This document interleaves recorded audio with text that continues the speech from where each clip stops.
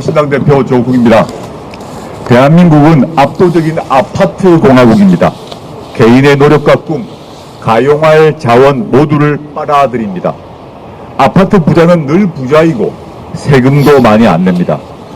보유만 하고 있으면 수억에서 수십억 원을 벌 수 있습니다. 무주택자는 시쳇말로 영혼까지 끌어모아 아파트를 사려고 합니다. 국민은 아파트 구입에 인생을 담보 잡히면서 살아가고 있습니다. 올해 상용 노동자 중위소득은 4천만 원 안팎으로 세금을 15% 냅니다. 아파트는 한 해 10억 원이 넘게 올라도 세금으로는 0.몇%도 안 냅니다. 부동산 개혁 없이 대한민국의 지속 가능한 성장은 불가능합니다. 부동산 개혁의 첫걸음은 보유세 정상화입니다. 지역 균형 발전을 위해 대한민국의 미래를 위해 보유세는 정상화되어야 합니다.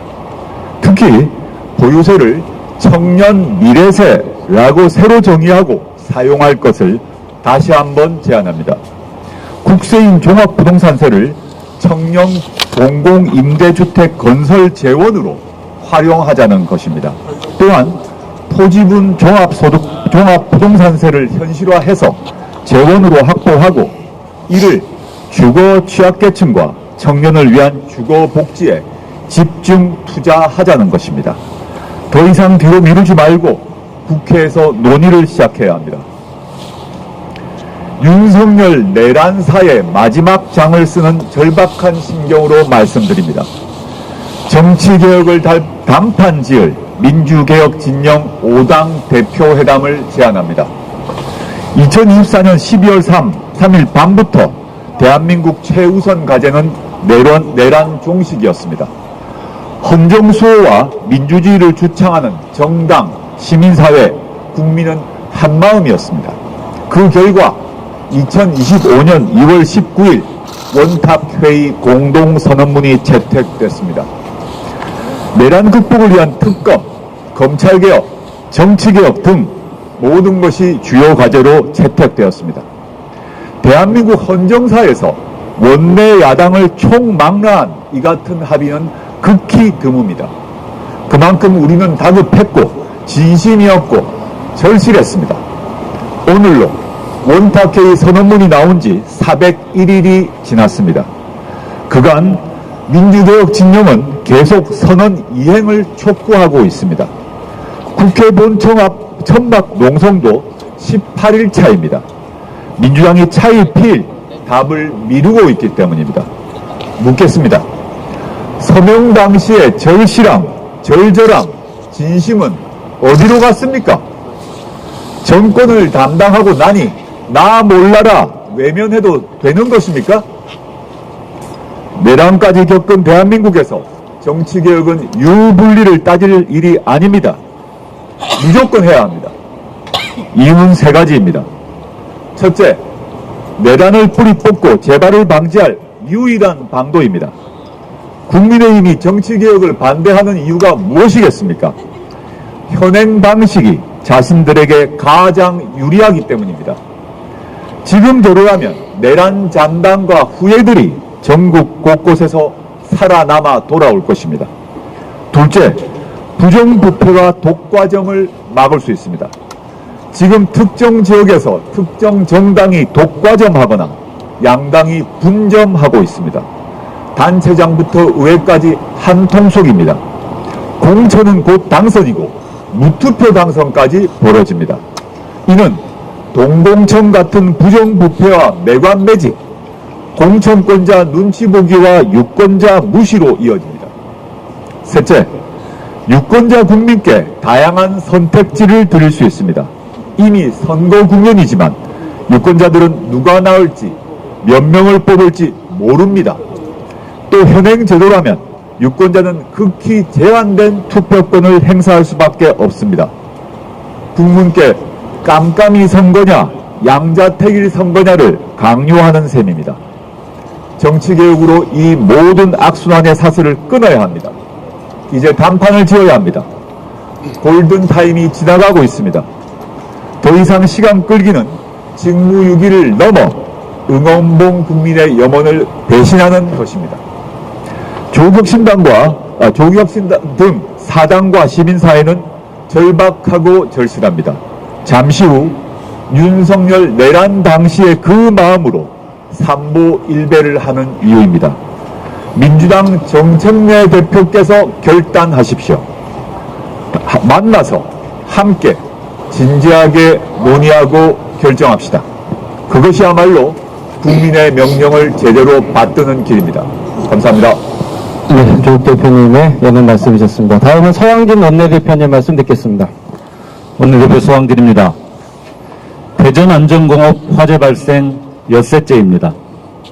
참사 원인에 대한 조사 결과가 드러나면서 선진 대한민국 노동 현실의 민낯을 확인합니다. 이번 사고는 명백한 인재이자 관제입니다. 사고 현장은 불법 증축 구조물, 막혀버린 대피로, 방치된 가연성 물질로 가득했습니다. 건물 내 화재 감지기와 스프링쿨러 등 초기 진화의 중요한 설비들은 수년간 불량 판정을 받고도 개선되지 않았습니다.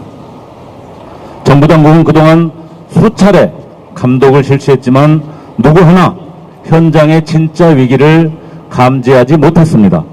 소방청, 노동부, 국토교통부, 지자체가 분절된 채 정작 필요한 안전조치를 집행하지 못했습니다. 법과 제도는 현장의 생생한 경고에 응답하지 못했습니다. 제 소관 업무만 바라보는 사이 노동자는 죽어나갑니다. 9명이 숨진 인천 세일전자 화재, 23명의 목숨을 앗아간 화성 아리셀 화재 등 유사한 대형 참사를 겪고도 정부는 적극적이고 통합적인 대책을 마련하지 못했습니다.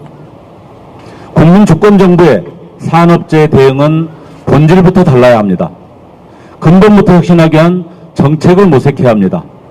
효율과 편익이라는 명분 아래 설계도와 실제 작업 환경이 따로 노는 현실을 방치하고 정부 부처가 따로따로 형식적 점검과 조치를 반복하는 한 비극은 장소만 바꾼 채 되풀이될 뿐입니다.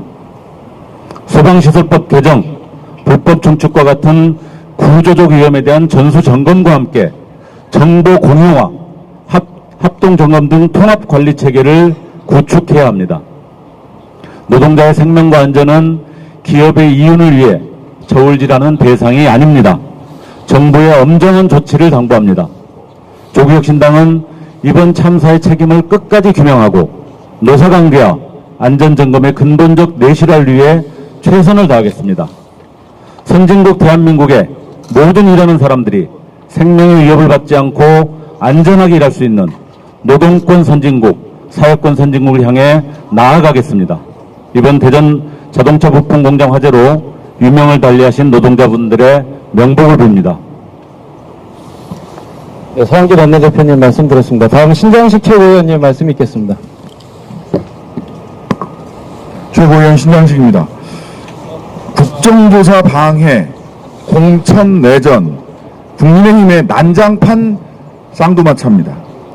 국힘 의원들은 어제 열린 윤석열 정권 정치검찰 조작기소 의혹 사건 진상규명 국정조사 특별위원회에서 고성과 막말로 회의를 난장판으로 만들더니 결국 증인 의결을 앞두고 퇴장했습니다. 첫 회의는 보이콧, 두 번째 회의는 퇴장입니다. 회의를 잘하기 위해서가 아니라 회의를 방해하기 위해, 난장판을 연출하기 위해 회의에 참석한 겁니다. 정치에 대한 냉소를 부추겨 유권자들의 기권을 유도하고 윤호개인 세력만 똘똘 뭉쳐 선거에서 이겨보겠다는 막가파식 선거 전술의 소산입니다. 특위는 31일 일반적인 채택을 거쳐 다음 달 3일부터 본격 가동됩니다. 국힘에 묻습니다. 그래서 특위를 하겠다는 겁니까? 말겠다는 겁니까? 검찰의 조작수사 의혹과 권력남용의 실체가 밝혀지는 것이 그렇게 두려우십니까? 또다시 회의를 방해하고 퇴장하고 난장판을 일부러 연출한다면 국힘은 깽판 정당, 도망자 정당이라 불리게 될 것입니다. 국정조사는 당신들의 거부로 멈추지 않을 것입니다. 국힘 내부는 어떻습니까? 공천 내전 중입니다. 공천을 둘러싼 잡음과 갈등은 점입가경입니다. 여기야말로 진짜 난장판입니다.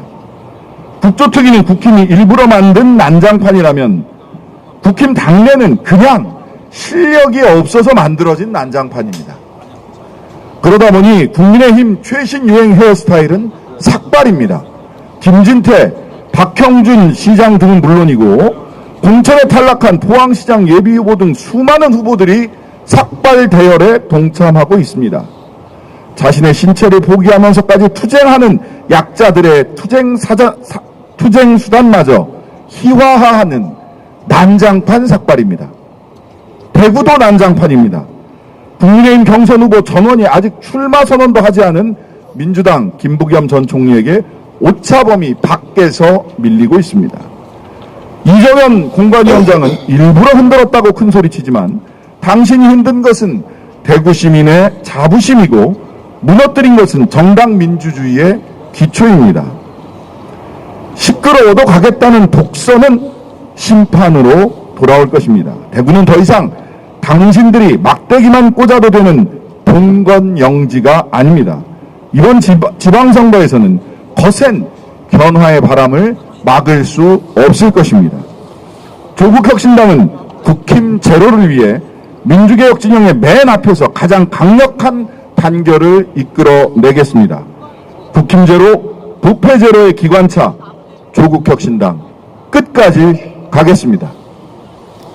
네, 신장식 최고위원님 감사합니다. 다음은 정춘생 최고위원님께서 말씀 주시겠습니다.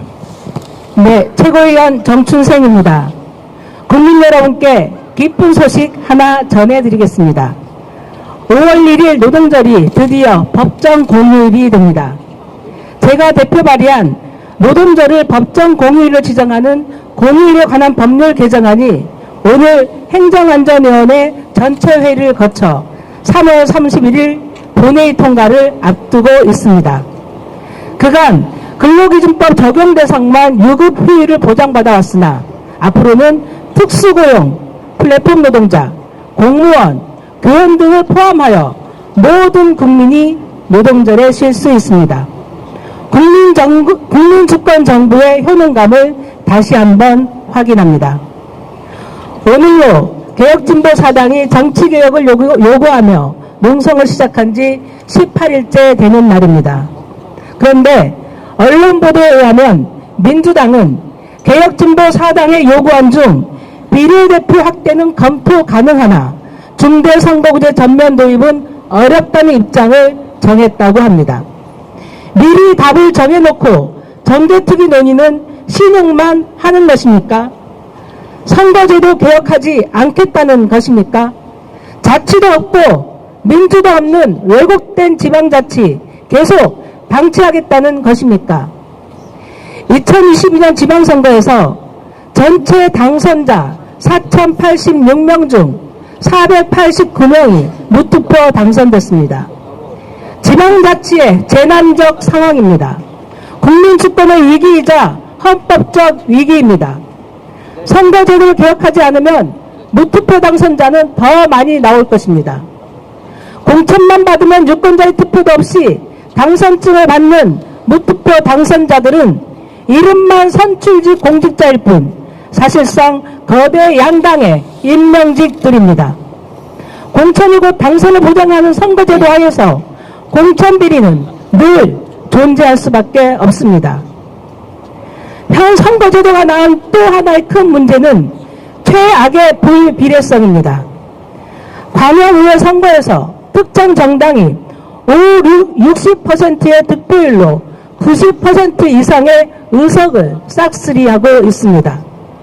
2022년 지방선거에서 국민의힘은 부산에서 63%의 득표율로 95.74%의 의석을 차지했습니다. 반면 2018년 지방선거에서는 민주당이 48.81%의 득표율로 87.23%의 의석을 차지했습니다.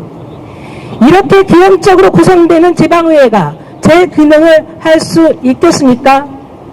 이 모든 문제들을 모를 리 없는 민주당이 선거제도를 개혁하지 않겠다는 것은 집권 여당으로서 매우 무책임한 태도이며 국민주권 시대에도 역행하는 것입니다. 2022년 대선 당시 민주당은 지방선거에는 3인 이상 중도선거구제 등 비례성을 대폭 강화해 세대, 성별, 계층, 지역 등 다양한 민심이 반영되는 선거제도를 만들겠다고 약속했습니다. 그 약속 지금 이행하십시오. 대한민국의 주권은 국민에게 있듯이 지방정부의 자치권은 주민에게 있습니다. 오늘 개혁진보 사당은 정치개혁, 선거제 개혁을 요구하며 삼보일배를 합니다. 그 간절한 외침에 민주당은 답하십시오. 감사합니다. 네, 감사합니다. 조국 대표님 또 정춘생 최고위원님께서 말씀하신 대로 잠시 후 10시부터 이곳 국회 본청 앞에서 3부1배 행사가 개혁진보 4당이 함께 참여하면서 진행될 예정입니다. 그 행사에도 많은 참여 부탁드리겠습니다. 이상으로 공개 최고위원회 회의를 마치겠습니다.